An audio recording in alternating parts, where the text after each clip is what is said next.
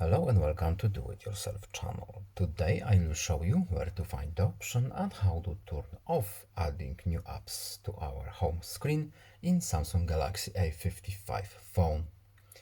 So where to look for this option and how to turn off adding our new apps to our home screen after installation. So settings first.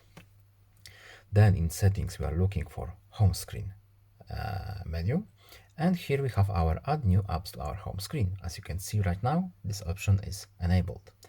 To turn it off, we simply need to tap this option and now it's off. It's a simple on or off switch.